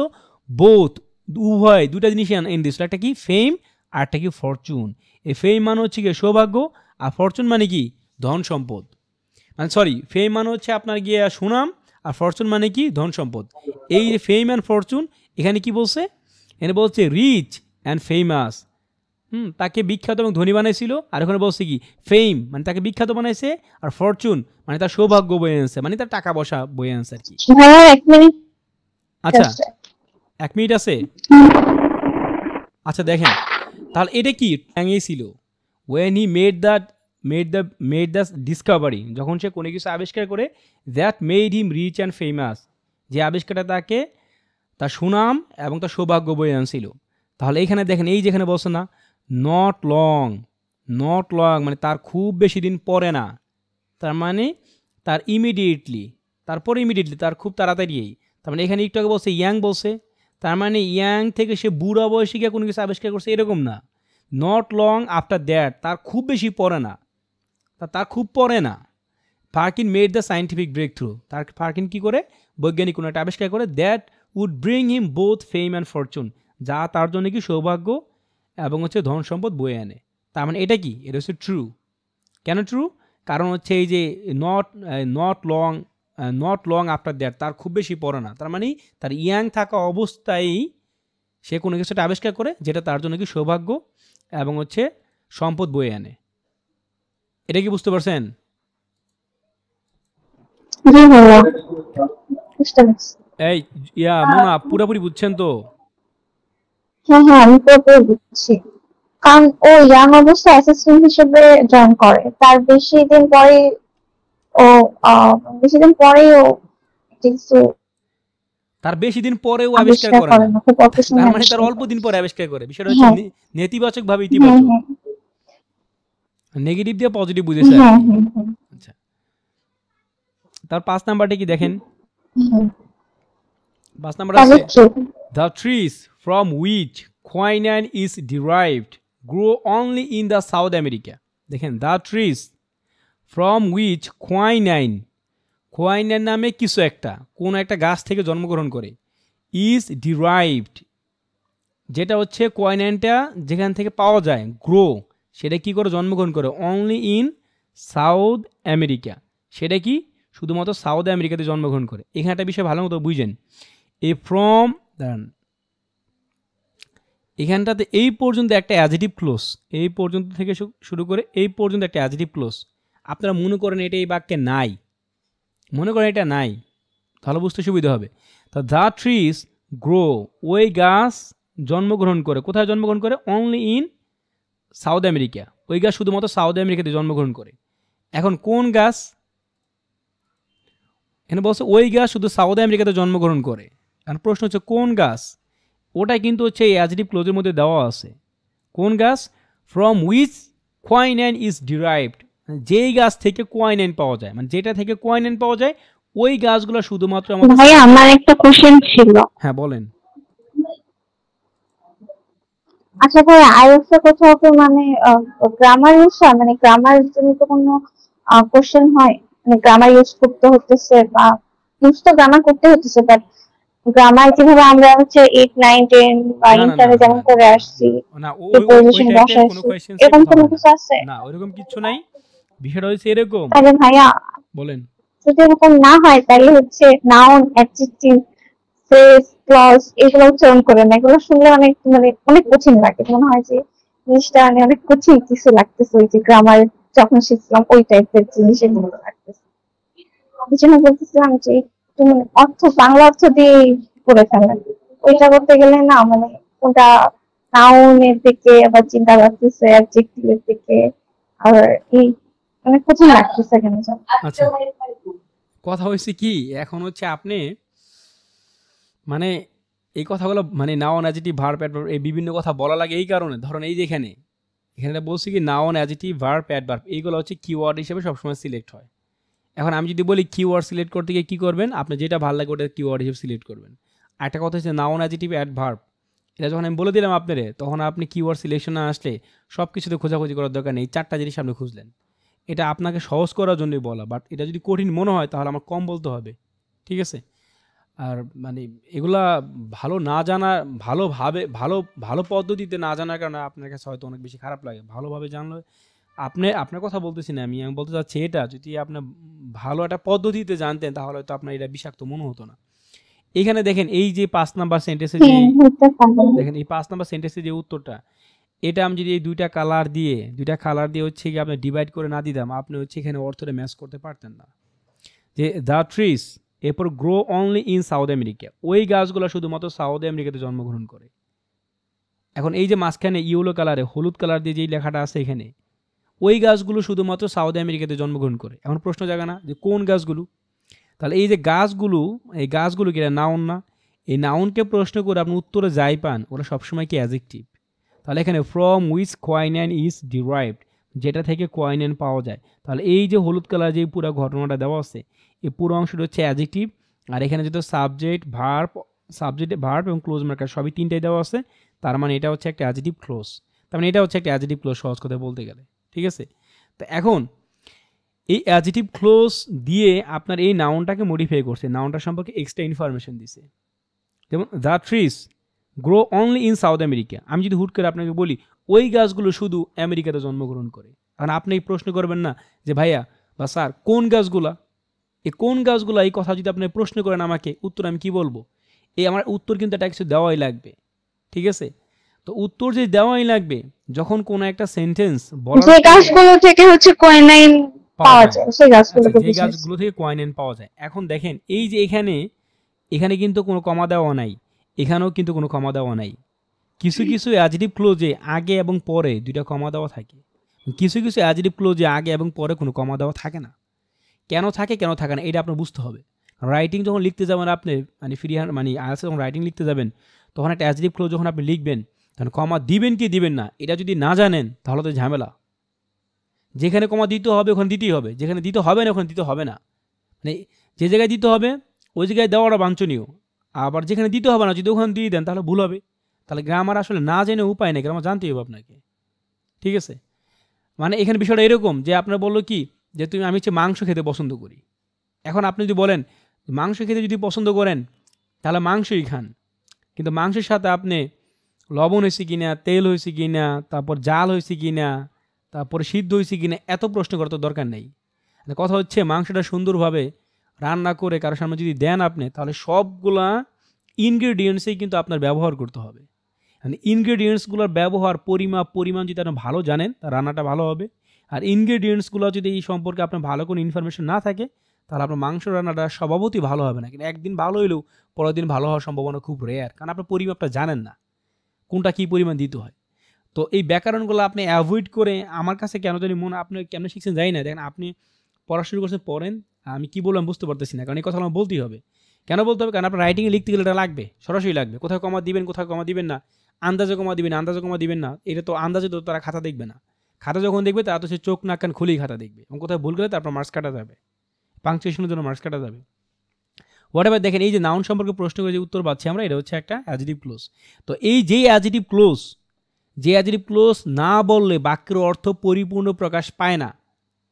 মানে কোন একটা বাক্য, কোন একটা নাউন যেটা বাক্য বলার পরও ওই বাক্যের অর্থ প্রকাশের জন্য আরেকটা অ্যাডজেক্টিভ ক্লোজের দরকার পড়ে, ওই সময় যে ক্লোজটা আমরা আনি ওটাকে রেস্ট্রিকটিভ অ্যাডজেক্টিভ ক্লোজ বলে, এবং ওই ক্লোজের ক্ষেত্রে আপনার কমা দেওয়া লাগে না।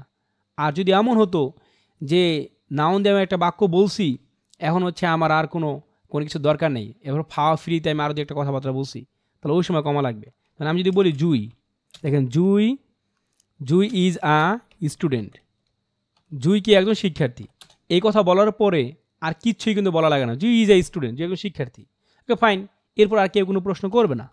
এখন যদি আমি জুই সম্পর্কে আরও এক্সট্রা ইনফরমেশন দেই তাহলে কমা দিয়ে দিতে হবে। Jui who is only 19, Jui who is only 19, Jui যার বয়স মাত্র হচ্ছে 19, সে হচ্ছে একজন শিক্ষার্থী। এই যে হু ইজ 19, এই যে একটা অতিরিক্ত কথাটা আমি দিছি, বা না দিলেও সমস্যা ছিল না, বাক্যের অর্থ প্রকাশ পেয়ে গেছে সুন্দরভাবেই। তো এইটাও কিন্তু একটা অ্যাডজেক্টিভ ক্লোজ, এবং এটার আগে এবং পরে দুইটা কমা আপনার 100% ইউজ করতে হবে। তাহলে আপনি যখন আইএলটিএস রাইটিং যখন লিখতে যাবেন তখন এরকম অনেক সিচুয়েশন দেখবেন যে এক্সট্রা করে অ্যাডজেক্টিভ ক্লোজ ইউজ করবেন, এবং সেই অ্যাডজেক্টিভ ক্লোজের আগে পর কমা দিবেন কি দিবেন না, এই যে আজকে ক্লাসের মাধ্যমে এটা শিখে ফেললেন। যদি দেখেন বাক্যের অর্থ প্রকাশের জন্য ওই ক্লোজের অর্থটা দরকার হয় তাহলে কমা দিবেন না, আর যদি অদরকারি হয় তাহলে কমা দিয়ে দিবেন, ঠিক আছে। যেমন এখানে আমরা বুঝতে পারলাম ভালোভাবেই যেখানে যে কোয়াইনাইন, ফ্রম উইচ কোয়াইনাইন ইজ ডিরাইভড, যেটা থেকে কোয়াইনাইন পাওয়া যায় ওই গাছগুলোকে শুধুমাত্র সাউথ আমেরিকাতে জন্মগ্রহণ করে। এখানে এই ক্লোজটা খুব মানে দরকারি একটা ক্লোজ, এই ক্লোজটা লাগবে এখানে। এই ক্লোজের অর্থ না থাকলে এই বাক্যের অর্থই সম্পূর্ণ প্রকাশ পাবে না, এই বাক্যের কি একটা আক্ষেপ রয়ে যাবে। তার মানে এর আগে পরে কমা দেওয়ার কোনো দরকার নেই, ঠিক আছে। তাহলে the trees grow only in south America, গাছগুলো কি শুধু সাউথ আমেরিকাতে জন্মগ্রহণ করে। এখন আপনার স্বাভাবিক প্রশ্ন থাকবে যে ভাই কোন গাছগুলো, এই কোন গাছগুলো, এটার উত্তর হচ্ছে এখানে দেওয়া আছে যা থেকে কোয়াইনাইন পাওয়া যায়। আচ্ছা মনে হয় বুঝছেন এটা, যে কেন কমা দিতে হবে এবং কেন কমা দিতে হবে না? জি জি, আমি বুঝছি, মানে আমি পড়তে গেলে বুঝতে পারি, বা এই কম করে ধরতে পারি, কিন্তু এই যে যখন আপনি বলছেন না ক্লজ, অ্যাডজেক্টিভ ক্লজ বা এটা নাউন, তখন এগুলো রিলেট করতে গেলে আমার মাথায় প্যাচ লাগে যায়। কিন্তু এভাবে অর্থ অনুযায়ী বা যেটাকে বলে প্র্যাকটিস, আমি প্র্যাকটিস করবো মানে ইংলিশটা বুঝি ভালো, কিন্তু এই যে আচ্ছা গ্রামারের সাথে খুব বেশি রিলেট করতে পারি না, আমার রিলেট করতে ওইটা টাইম লাগে। আচ্ছা ওইটা শুনেন, ওইটা করতে গিয়ে তখন দেখা যায় আমার বেশি টাইম কনজিউম হয়। ওকে ফাইন, তাহলে আপনি টাইম এই জন্য কনজিউম করেন না, আপনি হচ্ছে জাস্ট অর্থ দিয়ে পড়ে পড়ে এগিয়ে যান। আমি যেহেতু হচ্ছে পড়াই, সেহেতু আমার কিছু কিছু হ্যাঁ আমি বুঝতে পারছি, বুঝতে পারছি, ব্যাকরণিক হ্যাঁ নাম আমি মুখে আমি চলে বুঝছি আসবে, ওটা আপনার। আপনি স্কিপ করে যান। জি জি জি জি, সমস্যা আচ্ছা দেখেন, অ্যাট দ্য টাইম, ওই সময়টায়, অ্যাট দ্য টাইম ওই সময়, quinine was the only viable medical treatment for malaria. মানে ওই তৎকালীন সময়ে ম্যালেরিয়া রোগের চিকিৎসার জন্য কোয়াইনাইন ছিল একমাত্র সমাধান। কোয়াইনাইন দিয়েই ম্যালেরিয়া চিকিৎসা করা হতো। দ্য ড্রাগ মানে ওই ওষুধটা ইজ ডিরাইভড, ওই ওষুধটা কি ওই ওষুধটা পাওয়া যেত। দেখেন, the drug is derived from the bark of the cinchona tree. Cinchona tree, দেখেন ফ্রম দ্য বার্ক, মানে কি বাকল, অফ দ্য সিনোকোনা ট্রি, এই সিনোকোনা ট্রি নামক গাছের বাকল থেকে ওই ওষুধটা পাওয়া যেত। কোন ওষুধটা? এই যে কোয়াইনাইনটা পাওয়া যেত। কোয়াইনাইন কি ছিল? তখনকার সময় মেডিকেল ট্রিটমেন্টের মানে ম্যালেরিয়া রোগের চিকিৎসার একমাত্র সমাধান ছিল কি কোয়াইনাইন। আর এই কোয়াইনাইনটা কোথায় পাওয়া যেত? ওই বাকলের মধ্যে পাওয়া যেত। কোন গাছের বাকলের? এই সিনোকোনা ট্রি নামক গাছের বাকলে পাওয়া যেত। এরপর দেখেন কি বলছে, নেটিভ টু সাউথ আমেরিকা। এই নেটিভ টু সাউথ আমেরিকা বলতে মানে বোঝায় কি? সাউথ আমেরিকার দেশীয়, সাউথ আমেরিকার দেশীয় বোঝায়, তাই না? সাউথ আমেরিকার দেশীয় বলতে এখানে কি বুঝাইছে বলেন তো? নেটিভ টু সাউথ আমেরিকা, এখানে যে কমা দিয়ে যে কথাটুকু বলছে, এই কথাটুকু কার সম্পর্কে বলছে? যে গাছ সম্পর্কে বলছে। এই মুনা বলেন। হ্যাঁ কোশ্চেনটা আবার আবার বলেন। বললাম এই যে দেখেন এখানে নেটিভ টু সাউথ আমেরিকা, এই দুইটা পড়ে গেল বলতে না, যে নেটিভ টু সাউথ আমেরিকা, এখানে এইটুকু মানে সাউথ আমেরিকার দেশীয়, এটা দিয়ে কাকে বুঝেছে? কোয়াইনাইনকে বুঝেছে নাকি ওই বাকলকে বুঝেছে না গাছকে বুঝেছে? কি মানে কি জন্য এটা দিছে এখানে? সিনকোনা ট্রিকে বুঝাইছে। ট্রিকে বুঝেছে। আচ্ছা দেখেন, এটা কিন্তু হচ্ছে একটা অ্যাপোজিটিভ। ওই যে আগে পর কমা দিয়ে দিছে, কারণ এটা অদরকারি ছিল, এটা না দিলেও চলতো। আপনি শিখে গেলেন, কিন্তু আপনার লেখার সময় ইউজ করতে পারবেন, কোথায় কমা দিবেন কোথায় কমা দিবেন না, দরকার হলে কমা দিবেন না, আর অদরকার হলে কমা দিবেন, এই হচ্ছে কথা। ভাইয়া এই কমা কমা টমা ঠিকঠাক ইউজের উপরও কি নাম্বার কাটে না? হ্যাঁ নাম্বার কাটে। আচ্ছা দেখেন, তাহলে নেটিভ টু সাউথ আমেরিকা মানে কি বলেন তো? সাউথ আমেরিকার দেশীয়। আমরা কিন্তু উত্তর এখানে পেয়ে গেছি। সিনোকোনা এখানে কি বলছে দেখেন, বলছে যে the trees from which quinine is derived, যেই গাছ থেকে কোয়াইনাইন পাওয়া যায় ওই গাছগুলা কি শুধু সাউথ আমেরিকাতে জন্মাইতো। এখানে বলছে শুধু সাউথ আমেরিকাতে গ্রো মানে জন্মাইতো। আর আমাদের প্যাসেজে কি বলছে, যে নেটিভ টু সাউথ আমেরিকা, ওই গাছগুলো শুধু ওই নেটিভ টু সাউথ আমেরিকা মানে ওই গাছগুলো সাউথ আমেরিকার দেশীয়। আচ্ছা সাউথ আমেরিকার দেশীয় বলতে কি বোঝায় বলেন তো? সাউথ আমেরিকার দেশীয় মানে ওটার সাউথ আমেরিকান পাওয়া যাবে।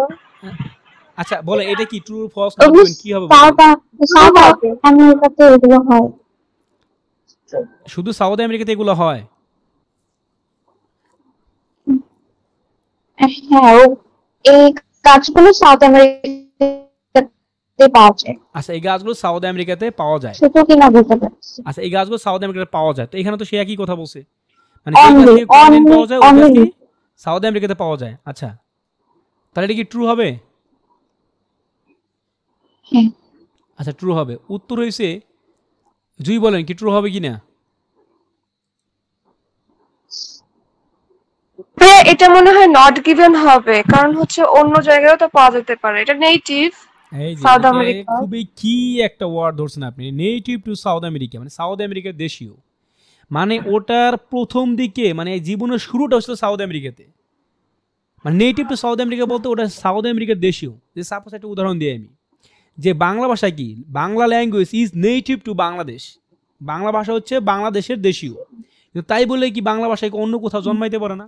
সির আলিয়ানের মাতৃভাষা হচ্ছে বাংলা, তারপর কলকাতার একটা অঞ্চলে মানুষ বাংলায় কথা বলে, লন্ডনের একটা অংশে মানুষ বাংলায় কথা বলে। যেমন আরেকটা উদাহরণ দিই আপনার, আমরা আলুর কথা, যে পটেটো, যে আলু আমরা খাই বাংলাদেশে, এই আলু কি? This potato is native to Netherland. এই আলু নেদারল্যান্ডের আলু, নেদারল্যান্ডের আলু, কিন্তু এখন কি সারা পৃথিবীতে জন্মায়। তো এটা গ্রো করতে পারে পৃথিবীর যে কোনো জায়গায়, কিন্তু এটার মানে প্রথম জন্মস্থানটা কই ছিল? প্রথম জন্মস্থানটা ছিল আপনার নেদারল্যান্ডে, ঠিক আছে? সেই কথাটা এখানে বলছে যে নেটিভ টু সাউথ আমেরিকা, ওটা সর্বপ্রথম জন্ম নিয়েছিল সাউথ আমেরিকাতে। এখন যে ওটা শুধু সাউথ আমেরিকাতে জন্মায় সেই কথা কিন্তু বলে নাই, কিংবা শুধু সাউথ আমেরিকাতেই জন্মায় না এই কথাও বলে নাই। তার মানে external part of the world এটা কি জন্মাইতে পারে।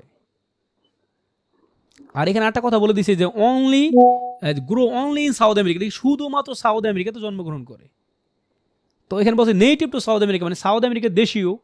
তার মানে কি এখানে তো এটা উল্লেখ করে নাই যে মানে সাউথ আমেরিকা ছাড়া অন্য কোথাও জন্মাইতে পারে না, মানে সাউথ আমেরিকা দেশীয় বাট পৃথিবীর যে কোনো জায়গায় জন্মাইতে পারে। তো নেদারল্যান্ডের দেশীয়, যা the potato we enjoy in our country native to Netherland but it grows everywhere in the world. যেটা এটা নেদারল্যান্ডের আলু কিন্তু সারা পৃথিবীতে জন্মায়। আমরা বলি না এই গরুগুলো হচ্ছে অস্ট্রেলিয়ার গরু, তো বাংলাদেশে কি অস্ট্রেলিয়ার গরুগুলো জন্মাইতেছে না এখন? মানে দেশীয় হচ্ছে অস্ট্রেলিয়া থেকে এটা আগত, কিন্তু সারা পৃথিবীতে এখন জন্মাচ্ছে। তার মানে এটা হচ্ছে ওই শুধু সাউথ আমেরিকাতে জন্ম না, পৃথিবীর যে কোনো দেশে জন্মাইতে পারে। জন্মায় কি জন্মায় না এই বিষয়ে কোনো কথা বলে নাই প্যাসেজের মধ্যে। আমাদের সাউথ আমেরিকা ছাড়া অন্য কোথাও জন্মায় কি জন্মায় না এই বিষয়ে কোনো কথা বলে নাই। জন্মাইতেও পারে বা নাও জন্মাইতে পারে, তার মানে এটা হচ্ছে একটা নট গিভেন। এমন না, বুঝছেন? কি জটিল মনে হচ্ছে অনেক? না, অনেক কেয়ারফুল থাকা লাগবে, ছোট খুবই কেয়ারফুল। আপনি হচ্ছে নার্সিং স্টুডেন্ট না, আপনি হচ্ছে মানুষের যখন ইনজেকশন পুশ করেন তখন যদি ডানে বামে তাকাইয়া আকাশের উপর তাকাইয়া কানে হেডফোন লাগায় যদি ইনজেকশন পুশ করেন, তাহলে কি মানে যেভাবে ইনজেকশন যেখানে পুশ করার কথা সেখানে না গিয়ে যদি অন্য জায়গায় চলে যায় তাহলে রুগী ডেড হয়ে যায় না? তা IELTS এর কোয়েশ্চেনগুলো সলভ করার সময় ওইরকম সতর্কতা অবলম্বন করতে হবে। একটু এদিক সেদিক হলেই কিন্তু আপনার হচ্ছে ইনজেকশন অন্য থেকে পুশ হলে মানে রুগী শেষ। তাহলে এটা হচ্ছে এই সতর্ক থাকতো, হ্যাঁ মানে দারুণভাবে সতর্ক থাকতো, শুধু সতর্ক না। আমি যখন নিজে সলভ করতে গেছি I find myself wrong here and I answered like you true. আমি মনে হয় আপনার মতো আনসার দিয়েছিলাম, এটা ট্রু বলছিলাম, এটা আমি নিজে ভুল করছিলাম।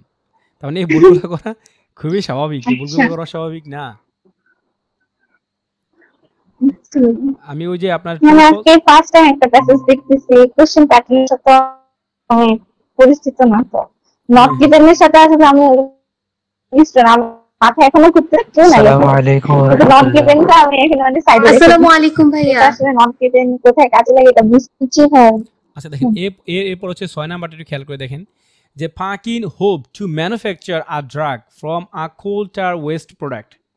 দেখেন এই যে ফাকিন হোপড, পার্কিন আশা করছিল, টু ম্যানুফ্যাকচার মানে তৈরি করতে, আ ড্রাগ একটা ঔষধ, from a coal tar waste product মানে এই কয়লার যে হচ্ছে আপনার ইয়াস আর কি, যে কোল টার বলতে বোঝা হচ্ছে আলকাতরা আছে না ওইরকম আর কি। কোল টার ওয়েস্ট প্রোডাক্ট মানে কয়লার কোনো একটা ওয়েস্ট প্রোডাক্ট, যেটা দিয়ে আসলে ওয়েস্ট প্রোডাক্ট তো বুঝেনি, মানে হচ্ছে নষ্ট কোনো একটা প্রোডাক্ট, ওটা থেকে সেটা ওষুধ তৈরি করতে চেয়েছিল। সে এমন একটা ওষুধ তৈরি করতে চেয়েছিল, কোল টার ওয়েস্ট প্রোডাক্ট থেকে একটা ওষুধ সে তৈরি করতে চেয়েছিল। আচ্ছা দেখি এটা কোথায় আছে, কোল tar waste product he hope to manufacture a drug, দেখি এটা আসেনি কোথাও। এত দাস হপম্যান এটা সেটা, it was unsurprising that his pupil was moved to take up the challenge. Whatever. Coal tar এই দেখেন এই যে কোল টার ওয়েস্ট প্রোডাক্ট, এই কিওয়ার্ড পেয়ে গেছি আমরা। তার মানে এখানে আনসারটা আগে পরে কোথাও আছে দেখেন। হি ওয়াজ অ্যাটেম্পটিং মানে কি চেষ্টা করতেছিল, ওই যে হোপের synonym. He was attempting to manufacture quinine, সে কোয়াইনাইন বানাতে চাইছিল ফ্রম অ্যানালাইন থেকে সে কোয়াইনাইন বানাইতে চাইছিল। এরপরে দেখেন অ্যানালাইনটা কি, এই যে অ্যানালাইনটা কি, এই তারই হচ্ছে বিস্তারিত ব্যাখ্যা হচ্ছে কোথায়, যেখানটাতে দেওয়া আছে। আপনি বললেন না যে ভাই এগুলো না বললে আমার জন্য সুবিধা হয়, উত্তর হচ্ছে আপনার জন্য সুবিধা হয়, এটা আপনার ইনিশিয়ালি মনে হয়েছে, বাট কিন্তু এটা আসলে সুবিধার কথা না। সুবিধার কথা হচ্ছে কমা কেন হয় না হয় এগুলো বোঝাটাই সুবিধার কথা। এই যে কমা দিয়ে যে কথাটুকু বলা আছে এই কথাটুকু অ্যানালাইন সম্পর্কে বলছে। অ্যান ইনএক্সপেন্সিভ, এক্সপেন্সিভ মানে দামি, ইনএক্সপেন্সিভ মানে কি সস্তা, অ্যান ইনএক্সপেন্সিভ অ্যান্ড রেডিলি মানে সহজেই পাওয়া যায়, readily available coal tar waste product. তো অ্যানালাইন কি? কোল টার ওয়েস্ট প্রোডাক্ট। তাহলে এটা একটু ভালো করে বোঝার চেষ্টা করেন। এটা ট্রু ফলস নট গিভেন কী হবে বলেন? যে হি was attempting to manufacture quinine, সে কোয়াইনাইন বানাইতে চাইছিল। তো কোয়াইনাইন কি বলে? কোয়াইনাইন তো একটা ওষুধ। এই দেখেন এখানে কোয়াইনাইন কি বলছে এখানে, quinine was the only viable medical treatment for malaria. তো ম্যালেরিয়া রোগের চিকিৎসার অনলি ট্রিটমেন্ট কি? কোয়াইনাইন। তো ট্রিটমেন্ট মানে কি? ওষুধ। এবার দেখেন পরবর্তী কথা বলে দিচ্ছে এখানে, the drug is derived from the bark of the cinchona tree. তো সিনোকোনাটির বাকল থেকে এই ওষুধটা কি পাওয়া যেত, মানে এই ওষুধটা পাওয়া যেত, রাইট? তো এটা কি ওষুধটা কি? এখানে কিন্তু আমি মানে লিঙ্ক করে দিয়েছিলাম, ওষুধটা হচ্ছে আমাদের কোয়াইনাইন, রাইট? তাহলে এখানে দেখেন একটু, তো এখানে বলছি কি হি was attempting to manufacture quinine, সে কি কোয়াইনাইন বানাইতে চাইছিল। কি থেকে কোয়াইনাইন বানাইতে চাইছিল? ফ্রম অ্যানালাইন, অ্যানালাইন থেকে কোয়াইনাইন বানাইতে চাইছিল। অ্যানালাইনটা কি? অ্যানালাইনটা হচ্ছে কি? কোল টার ওয়েস্ট প্রোডাক্ট। যে অ্যান ইনএক্সপেন্সিভ, এই যে দেখেন অ্যান ইনএক্সপেন্সিভ মানে সস্তা, অ্যান্ড রেডিলি অ্যাভেলেবল মানে সহজেই পাওয়া যায়, সহজে পাওয়া যায় এবং সস্তা কোল টার ওয়েস্ট প্রোডাক্ট থেকে সে কোয়াইনাইন বানাইতে চাইছিল। তো অ্যানালাইন থেকে বানানোর যে কথা, অ্যানালাইনের এই বিস্তারিত বর্ণনা হচ্ছে এই যেখানে, এইগুলো অদরকারি কথাবার্তা, মানে অ্যানালাইনের পরে অ্যানালাইন কি এটা ডিটেলস এক্সপ্লেনেশন হচ্ছে এখানে। তো অ্যানালাইন যে কথা, এই কোল টার ওয়েস্ট প্রোডাক্ট কি একই কথা। আমি বলছিলাম জু যে কথা, ঢাকা ইউনিভার্সিটির স্টুডেন্ট একই কথা, তারপর হচ্ছে আপনার মোনা যে কথা, ইটালি প্রবাসীর স্ত্রী কি একই কথা। তা এই যে এই কথাটা আমি কেন বলছিলাম, কারণ এই কথা আপনার কাজে লাগবে, প্রত্যেকটা মুহূর্তে কাজে লাগবে। আইএলটিএস কোয়েশ্চেনগুলো সলভ করতে গেলে এই অ্যাপোজিটিভগুলো লাগবে। আসলে অ্যাপোজিটিভের সেন্স ভালো না থাকলে আপনি ভালো পারবেন না। এটা একটা ক্লোজ ছিল যে উইচ ওয়াজ অ্যান ইনএক্সপেন্সিভ, যেটা ছিল সস্তা এবং মানে সহজেই পাওয়া যেত। হ্যাঁ, ওই উইচ আর ওয়াজ এটা হাইড করে একটা অ্যাপোজিটিভ বানিয়ে দিচ্ছে, an inexpensive and readily available coal tar waste product. তাহলে কোল টার ওয়েস্ট প্রোডাক্ট যে কথা, অ্যানালাইন একই কথা। তো অ্যানালাইন থেকে সে কি কোয়াইনাইন বানাতে চাইছিল, কোয়াইনাইন কি একটা ওষুধ। তাহলে এখানে কি বলছে, এখানে বলছে পার্কিন হোপড, মানে পার্কিন ওয়াজ অ্যাটেম্পটিং, মানে পার্কিন চেষ্টা করতেছিল, পার্কিন আশা করতেছিল টু ম্যানুফ্যাকচার বানাইতে চাইছিল, কি বানাতে চাইছিল? আ ড্রাগ, একটা ওষুধ বানাতে চাইছিল from a coal tar waste product. তো কোল টার ওয়েস্ট প্রোডাক্ট থেকে সে ওষুধ বানাতে চাইছিল। এটা কি সত্য না মিথ্যা? মোনা বলেন, এই মোনা বলেন। এটা কি বুঝছেন নাকি এটা বুঝতে কষ্ট হয়েছে অনেক? আচ্ছা গুড। এবার লাস্টেটা কি দেখেন, যে পার্কিন ওয়াজ ইন্সপায়ার্ড, পার্কিন কি উৎসাহ পাইছিল বাই দ্য ডিসকভারিজ মানে কি? আবিষ্কার দ্বারা। কার আবিষ্কার দ্বারা? Of the famous scientist Louis Pasteur নামক বিখ্যাত বিজ্ঞানীর আবিষ্কার দিয়ে সে মোটিভেটেড হয়েছিল, সে ইন্সপায়ার্ড হয়েছিল। এখন আমরা দেখি সে বিখ্যাত লুইস পাস্তর কোথায় আছে দেখি আমরা। এই দেখেন লুইস পাস্তর এখানে দেওয়া আছে, তার মানে উত্তরটা এখানে পাওয়া যাবে আশেপাশে। দেখেন he finally produced a deep purple solution, সে ডিপ পার্পল সলিউশন নামে কোনো একটা ওষুধ তৈরি করে। And proving the truth of the famous scientist Louis Pasteur words. তো সে কি করছে, সে কোনো একটা কিছু আবিষ্কার করছে বা বানাইছে, এবং সে proving the truth of the famous Louis Pasteur's words, সে লুইস পাস্তরের কথা সত্য প্রমাণ করে দিছে। কি সত্য প্রমাণ করছে? লুইস পাস্তর বলছে যে chance favours only the prepared mind, মানে সুযোগ তাদের দিকে যায় যারা সুযোগ নিতে চায়। সৌভাগ্য তাদের দিকে যায় যারা সৌভাগ্যবান হতে যারা প্রস্তুত, সৌভাগ্য তাদের দিকে যায়। তো এটা হচ্ছে লুইস পাস্তরের কথা। এই কথাটা প্রমাণ করছে কে? কথাটা প্রমাণ করছে পার্কিন। The Parkin saw the potential of his unexpected find. পার্কিন তার অপ্রত্যাশিত অর্জনের সম্ভাবনা দেখছিল। আচ্ছা, এখানে লুইস পাস্তর কি কোনোভাবে পার্কিনকে মোটিভেট করছে? উত্তর হচ্ছে না, বরং পার্কিন হচ্ছে লুইস পাস্তরের একটা কথারে সত্য প্রমাণ করছে। আর আমাদের এখানে টেক্সটে কি বলছে? টেক্সটে বলছে যে Perkin was inspired by the discoveries of the famous scientist Louis পাস্তরের আবিষ্কার দ্বারা সে হচ্ছে মোটিভেটেড হয়েছে। লুইস পাস্তর এখানে কি আবিষ্কার করছে না আবিষ্কার করছে এই বিষয়ে কোনো কথাই নেই। প্রথম কথা, লুইস পাস্তরের আবিষ্কার নিয়ে কথা নাই। দ্বিতীয় কথা, লুইস পাস্তর এখানে কোনো কথাই বলে নাই। তৃতীয় কথা, এখানে যে লুইস পাস্তর যে ইন্সপায়ার নিয়ে কোনো কথা নাই, বরং লুইস পাস্তরের একটা বিখ্যাত কথাটা সে সত্য প্রমাণ করছে। কে সত্য প্রমাণ করছে? পার্কিন সত্য প্রমাণ করছে। আচ্ছা, তাহলে এটাই কি ট্রু ফলস নাকি নট গিভেন হবে? মোনা বলবে জুই একটু রিল্যাক্স করেন। মোনা তাড়াতাড়ি বলেন। মোনা আছে? দাও। হ্যাঁ মোনা হ্যাঁ আমি আসি ভাইয়া পানি। বলেন কি হবে? ট্রু যে হবে না এটা শিওর। ফলস। ফলস হবে, রাইট? আচ্ছা গুড। দেখেন এখানে হচ্ছে আপনি আবার ধরা খাইছেন, এই ধরাটা আমিও খাইছি। শুরুর দিকে ধরাগুলা সবাই খায়। এটা হবে নট। আমার লাগছে যে হ্যাঁ এটা কেমন কথা? কেমন কথা দেখেন। আচ্ছা পার্কের যে সায়েন্টিস্ট মানে লুইস পাস্টার যে সায়েন্টিস্ট ছিল কিনা সেটা তো আর এখানে আমি জানি না।